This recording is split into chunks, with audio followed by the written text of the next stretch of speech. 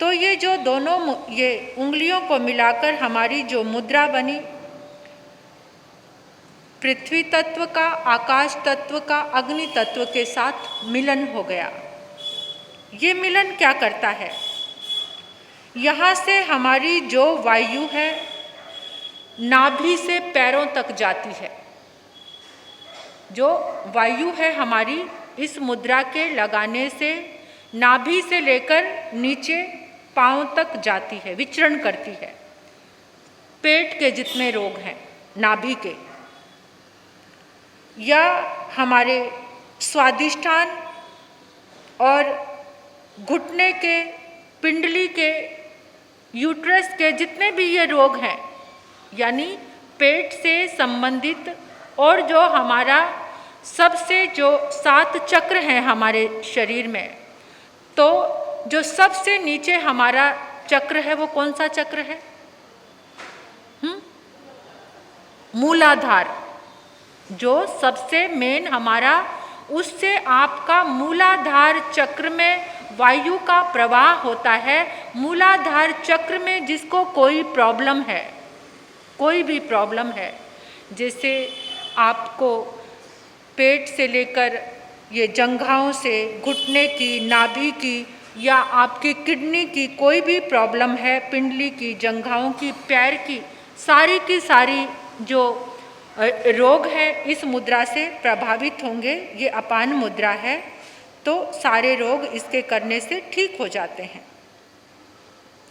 इस मुद्रा के करने से आकाश और पृथ्वी तत्व बढ़ जाते हैं, जिनकी हमारे जीवन में कमी, अपच, कुछ भी पचता नहीं है, शरीर जो हमारा पेट गड़बड़ रहता है। ठूस ठूस कर खाने से हमारे जीवन में आकाश तत्व की कमी आ जाती है। ठूस ठूस के खाने से, जो जितना ज़्यादा ठूस के खाएगा उससे आकाश तत्व कम हो जाएगा। आकाश तत्व कम होगा तो हम शक्तिहीन हो जाते हैं। जिस समय हमारे अंदर आकाश तत्व कम होता है तो हम शक्तिहीन हो जाते हैं।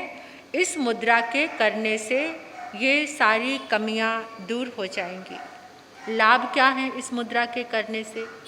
नाड़ी का शोधन होता है।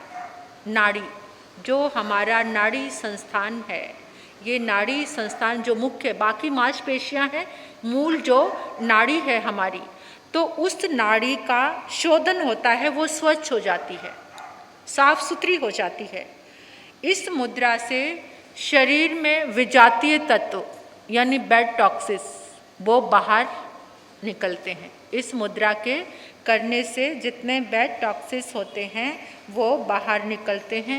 शरीर हमारा शुद्ध और निर्मल बनता है। पेट के सभी अंग एक्टिव होते हैं। इस मुद्रा के करने से पेट के सारे जो अंग हैं वो सक्रिय हो जाते हैं। सभी विकार पेट से, जैसे उल्टी, हिचकी लगी रहना, किसी को हिचकी लगी रहती है, और जी मिचलाना, छींके आना, डायरिया होना, ये सारे रोग इस मुद्रा के करने से ठीक होते हैं। पसीना आने की क्रिया को, ये जैसे किसी को पसीना नहीं आता, पसीना आता है तो हमारे रोग बाहर निकलते हैं। किसी को बिल्कुल भी पसीना नहीं आता, तो इस मुद्रा के करने से पसीना आना शुरू, यानी विजातीय तत्व बैड टॉक्सिस जो बाहर निकलेंगे, तो इस मुद्रा के करने से पसीना आता है। शरीर की अवांछित गर्मी बाहर निकलती है। जिसका शरीर हर समय जलता रहता, जलन रहती है, गर्मी ज़्यादा रहती है, तो इस मुद्रा के करने से अवांछित गर्मी, पैरों की जलन भी दूर होती है। पाँव जलते रहते हैं गर्मी में, इस मुद्रा के करने से पाँवों की जलन दूर होती है। और क्या लाभ होते हैं? देखो कितने सारे लाभ हैं।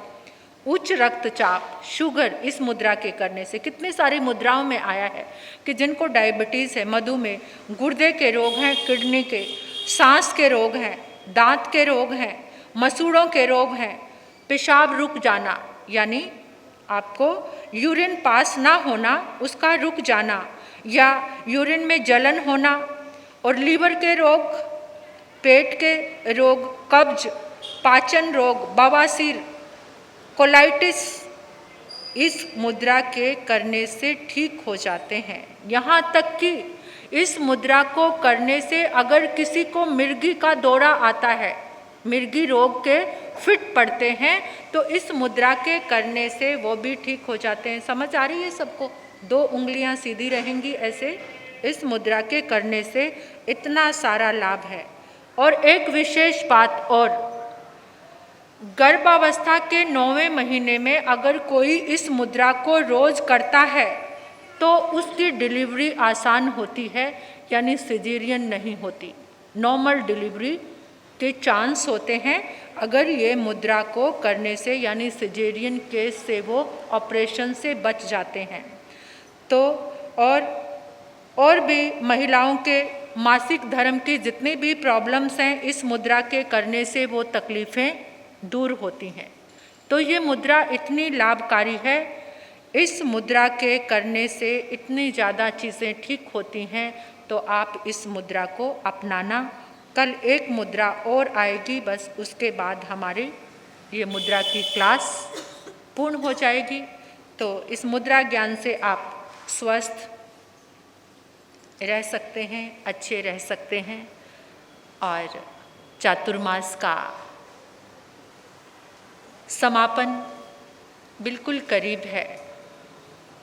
3 कदम थे, आज 1 कदम और हमने तय कर लिया है। अब 2 कदम हमारे बचे हैं, यानी कल और परसों। कल 7 तारीख है, परसों 8 तारीख है। कैसे आनंद के क्षणों में अनेकों जप साधना के साथ, आगम साधना के साथ ये चातुर्मास बड़ी संघ में, समाज में चारों तरफ सुख शांति रही है। बड़े ही आनंद के क्षणों में संपूर्ति की ओर, शिखर की ओर आ गया है। तो कल फिर हम एक आराधना करेंगे। मेरा हर समय यही भाव रहता है कि 24 तीर्थंकर भगवान की जितनी आराधना से, तीर्थंकर आराधना से जितना जुड़ा जाए। तो कल की लोगस्य की 7वीं गाथा, चंदेसु निमलयरा आई चेसु अहियंग पयासरा सागर वर गंभीरा। सागर सिद्धा सिद्धि जो चंद्रमा की तरह निर्मल है, सूरज की तरह तेजस्वी हैं, ऐसे तीर्थंकर भगवान हमें सिद्धि, बुद्धि, मुक्ति देने वाले हैं। तो उनकी आराधना कल हम करेंगे। इसी तरह समय पर सब आना। मंगल पाठ। नमो रिहंताणंग, नमो सिद्धाणंग, नमो आर्याणंग, नमो वज्रायणंग, नमो लोय सब साहुणंग।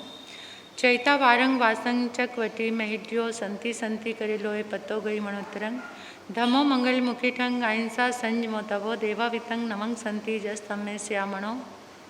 श्री चितारी मंगलम, अरिहंता मंगलम, सिद्धा मंगलम, साहु मंगलम, केवली प्रणतो धम्मो मंगलम।